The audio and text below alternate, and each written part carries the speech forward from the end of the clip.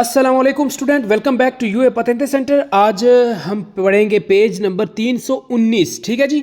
और यहाँ पर हम जो चीज़ पढ़ने लगे हैं वो है segni distintivi degli addetti a servizi di polizia stradale, यानी आप कैसे पहचान कर सकते हैं एक पुलिस वाले की, ठीक है जी, जो अमूमन रस्तों पर खड़े होते हैं पुलिसिया स्ट्रादाले कंट्रोल वगैरह के लिए। अच्छा, ये अभी आप स्क्रीन पे तस्वीर देख रहे हैं, बिल्कुल इसी चीज़ के बारे में सवाल आएंगे। अब जैसा कि आप देख रहे हैं उसके हाथ में सफ़ेद और सुर्ख कलर का, रेड कलर का पलेता है, स्टिक सी है, उसके आगे गोल तारा लगा हुआ है। और इसके अलावा इसकी वर्दी को देखें, यही पहचान है इनकी। सवालात में यही कहेगा कि उनकी वर्दी उनकी पहचान होती है, उनकी वर्दी के ऊपर जो स्टिकर लगे होते हैं वो उनकी पहचान होती है, और उनके हाथों में जो पलेता होता है वो उसकी पहचान होती है, ठीक है जी।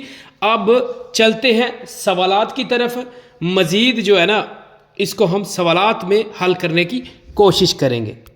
सवाल नंबर 1 में कहता है लिए addetti a servizi di polizia stradale vengono riconosciuti della uniforme divisa। अच्छा, यूनिफॉर्म divisa एक ही लफ्ज़ है, यूनिफॉर्म जिसे हम कहते हैं, पुलिस वालों की जो वर्दी होती है, कहता है उससे पहचाने जाते हैं। सवाल वेरो हो गया जी। सवाल नंबर 2 में कहता है gli addetti a servizi di polizia stradale vengono riconosciuti delle paletta bianca e rossa, यानी जो उनके पास पलेता होता है, कहता है वो वाइट और रेड कलर का होता है। सवाल वेरो हो गया। सवाल नंबर 3 में कहता है gli addetti a servizi di polizia stradale vengono riconosciuti del segnale distintivo, यानी जो उनके स्टिकर्स वगैरह लगे होते हैं उनसे भी उनकी पहचान होती है। सवाल वेरो हो गया जी। अब सवाल नंबर 4 में कहता है gli addetti a servizi di polizia stradale vengono riconosciuti della paletta bianca nera, यहाँ पर रेड की जगह पे उसने काला रंग डाल दिया, इसलिए सवाल गलत हो गया। कहता है कि उनकी पहचान होती है, उनके पास पलेता होता है जिसका रंग वाइट और काले कलर का होता है। सवाल गलत हो गया। अच्छा जी, सवाल नंबर 5 में कहता है gli addetti a servizi di polizia stradale vengono riconosciuti dai guantini e delle strisce रिफ्रिजेंटी, ठीक है जी। यानी कहता है कि जो उनकी हाथ पे जो दस्ताने होते हैं, कहता है उनके ऊपर जो चमक होती है ना, उससे उनकी पहचान होती है। सवाल गलत हो गया। वैसे भी इन सवालात को जहन में रख लें। gli addetti a servizi di polizia, ये टोटल पूरी किताब में 5 ही सवाल हैं, ये इसी पेज के, ठीक है जी। अगर इन सवालात के साथ ये जो अल्फाज मैंने अभी जिक्र किया है, यूनिफॉर्म आ जाए या पलेता बियांका रोसा आए या डिस्टिंटिवो आए, सवाल वेरो कर देना है, वरना फाल्सो कर देना, इतनी बड़ी बात नहीं है। अगले पेज पे आ जाए जी। हाँ जी, अच्छा जी, अब पेज नंबर 320 में बात हो रही है कि अगर ट्रैफिक हवलदार सीटी बजाता है जिसे, ठीक है जी, फिस्केतो कहते हैं, तो हमने क्या करना है, ठीक है जी, और उसका मकसद क्या होगा सीटी बजाने का। सवाल नंबर 1 में कहता है il suono prolungato del fischietto da parte dell'agente preposto al traffico significa, कहता है कि अगर ट्रैफिक हवलदार जो होता है, जो एजेंट ट्रैफिक का होता है, अगर वो सीटी बजाता है लंबी देर तक, ठीक है जी, इसका मतलब होता है कि tutti i veicoli si devono arrestare in condizioni di sicurezza, जितनी गाड़ियां हैं तमाम गाड़ियों ने रुकना है हिफाजत की सूरत में। सवाल वेरो हो गया जी। सवाल नंबर 2 में कहता है il suono prolungato del fischietto da parte dell'agente preposto al traffico, कहता है कि अगर ट्रैफिक हवलदार एजेंट जो होता है अगर सीटी बजाता है, serve ज़रूरत होती है per consentire il passaggio di veicoli di soccorso in servizio di emergenza, कहता है उन गाड़ियों को इजाज़त होती है गुजरने की, और उनको जो है ना ज़रूरत होती है गुजरने की जो सर्विस एमरजेंसी सर्विस में होती है। मिसाल के तौर पर एम्बुलेंस होगी या पुलिस वाली गाड़ी होगी, ठीक है जी। सवाल वेरो हो गया।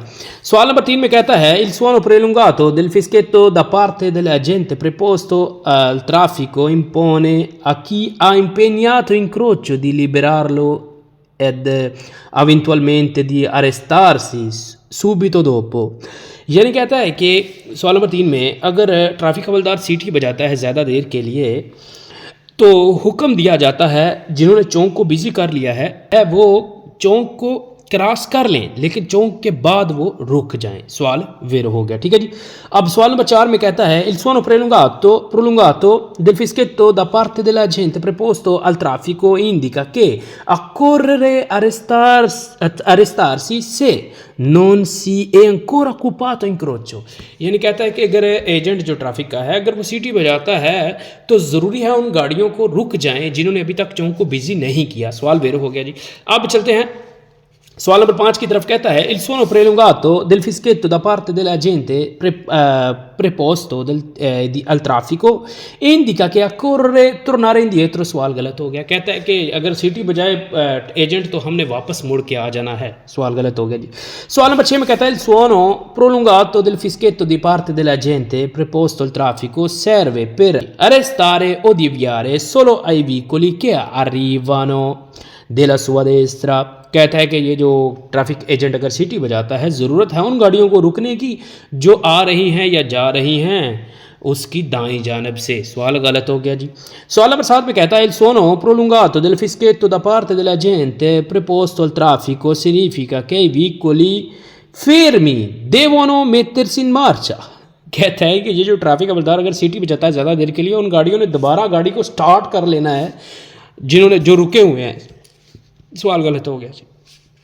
सवाल नंबर 8 में कहता है suono prolungato del fischietto del parte della gente preposto al traffico impone al soli veicoli pesanti di arrestarsi। कहता है सिर्फ उन गाड़ियों को रुकने की जो है ना रुकना है उन गाड़ियों को हुक्म है जो वज़न वाली गाड़ियां हैं। सवाल गलत हो गया। अच्छा जी स्टूडेंट, आज नेक्स्ट पेज पे ये है पेज नंबर 321।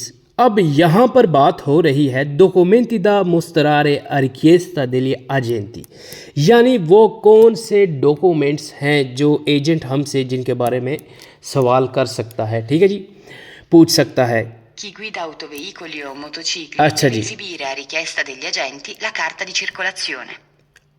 अच्छा जी, मेन चीज़ यहाँ पर क्या समझने वाली है वो ये है, ये आप तस्वीर देख रहे हैं स्क्रीन पर, ये 4 चीज़ें हैं जिनके बारे में वो पूछ सकते हैं। आपने इनको अपने जहन में रख लेना है और ये लाजिम है, ये थ्योरी नहीं है, ये प्रैक्टिकल में भी इनकी ज़रूरत होगी। अब नंबर 1 क्या है? कार्ता दी सर्कुलेशने, यानी जिसे हम आम ज़ुबान में लिब्रेतो भी बोलते हैं, यानी गाड़ी की जो कागज़ात होते हैं, ठीक है जी। नंबर 2 पतेंते दी गुइदा, यानी जो लाइसेंस होता है वो भी हमारे पास होना चाहिए, उसके बारे में भी पूछा जा सकता है। उसके बाद नंबर 3 पे आता है certificato di assicurazione del veicolo, यानी जो इंश्योरेंस होती है गाड़ी की उसका सर्टिफिकेट भी पुलिस वाले पूछ सकते हैं, ठीक है जी। नंबर 4 उसके बाद il segnale mobile di pericolo, जो ट्रायंगल होता है, ट्रायंगल शेप में होता है, ठीक है जी। ये अमूमन कहाँ पर इस्तेमाल किया जाता है? जब गाड़ी ख़राब हो जाती है या फिर कोई भी वजह हो जाती है गाड़ी को रोकने की, मोटरवे पर या शहर के बाहर, शहर के अंदर कहीं पर भी, तो आप जब गाड़ी से उतरते हैं तो फिर वो ट्रायंगल होता है उसको निकाल कर गाड़ी के पीछे जो है ना उसको रखा जाता है, ठीक है जी। अब ये भी गाड़ी में होना ज़रूरी है। ये 4 चीज़ें हैं जी इम्पोर्टेंट, लेकिन सवालों में वो कुछ ऐसे सवाल करेगा जो गलत करने के लिए बोलेगा कि आपके पास ये चीज़ें होनी चाहिए, तो आपने सवालों को फालसो कर देना है। सिर्फ यही 4 सवालों में इन्हीं 4 चीज़ों का जिक्र आए तो सवाल को वेरो करना है, अगर ना आए तो सवाल को फालसो कर देना है, ठीक है जी। अब चलते हैं सवालात की तरफ। अब ये भी इतनी बड़ी साइंस नहीं है इसको समझने की, आप इन सवालों को ज़रा गौर से पढ़ लें। Chi guida autoveicolo a motocicli deve esibire a richiesta degli agenti। इस पूरी लाइन को अपने जहन में बिठा लें। अगर इस लाइन के साथ carta di circolazione, patente di guida या certificato di assicurazione या फिर triangolo आ जाए तो सवाल वेरो होगा। अब चलते हैं सवालात की तरफ। सवाल नंबर 1 में कहता है chi guida autoveicoli o motocicli deve esibire a richiesta degli agenti la carta di circolazione। अगर जो गाड़ी चलाता है या मोटरसाइकिल चलाता है उसने जो एजेंट है उसकी रिक्वेस्ट पे उसे गाड़ी के कागजात दिखाने हैं। सवाल वेरो हो गया। सवाल नंबर 2 में कहता है chi guida autoveicolo o motocicli deve esibire a richiesta degli agenti la patente di guida, यानी अगर एजेंट हमसे पूछता है ड्राइविंग लाइसेंस के बारे में, हमने उसको दिखाना है। सवाल वेरो हो गया। सवाल नंबर 3 में कहता है कि guida autovicolo o motociclo deve esibire a richiesta degli agenti il certificato di assicurazione del veicolo, यानी कहता है कि अगर एजेंट हमसे पूछता है तो हमने उसको गाड़ी की इंश्योरेंस भी दिखानी है। सवाल वेरो हो गया। सवाल नंबर 4 में कहता है कि guida autovicolo deve esibire a richiesta degli agenti è il segnale mobile दी पेरिकोलो ट्रियांगलो, यानी कहता है कि अगर हमसे एजेंट पूछता है ट्रायंगल के बारे में, हमने उसे वो भी दिखाना है। ठीक है जी। अब सवाल नंबर 5 में कहता है कि guida autovicoli o motocicli deve mostrare a richiesta degli agenti la vaglietta di pronto soccorso। अच्छा, vaglietta pronto soccorso बोलते हैं, ये आप स्क्रीन पे देख रहे हैं, जो जिसमें किट होती है, पट्टियाँ वगैरह, ये सब सामान होता है। सवाल गलत हो गया जी। वो ओब्लिगो नहीं है, मतलब होना चाहिए, अच्छी बात है, लेकिन ये है कि वो गाड़ी में रखना इतना ज़रूरी नहीं है कि हमें पुलिस वाले चेक करें तो हमें जो है ना उसके बारे में सवालात करेंगे। सवाल नंबर 6 में कहता है कि guida autovicolo o motocicli deve esibire a richiesta degli agenti il certificato di proprietà, यानी प्राइवेट जो प्रॉपर्टी होती है, कहता है उसका सर्टिफिकेट एजेंट को दिखाना है। सवाल गलत हो गया। सवाल नंबर 7 में कहता है कि guida autovicoli motocicli deve esibire a richiesta degli agenti il codice fiscale, उससे अपना कहता है डॉक्टरी कार्ड आपने दिखाना है। सवाल गलत हो गया जी। सवाल नंबर 8 में कहता है कि guida autovicoli motocicli deve mostrare a richiesta degli agenti la stazione di pagamento della tassa di possesso e bollo, कहता है कि अगर हमसे एजेंट पूछता है तो हमने उसको बोलो दिखानी है, जो गाड़ी की बोलो होती है ना। ठीक है जी। बोलो कि वैसे भी यही सवाल है, फाल्सो ही है। ठीक है जी, इतनी बड़ी बात नहीं है। अस्सलाम वालेकुम, थैंक यू, बहुत शुक्रिया। इंशाल्लाह मिलेंगे नेक्स्ट चैप्टर में। अपना ख्याल रखिएगा और याद रखिए चैनल को सब्सक्राइब करना मत भूलिएगा।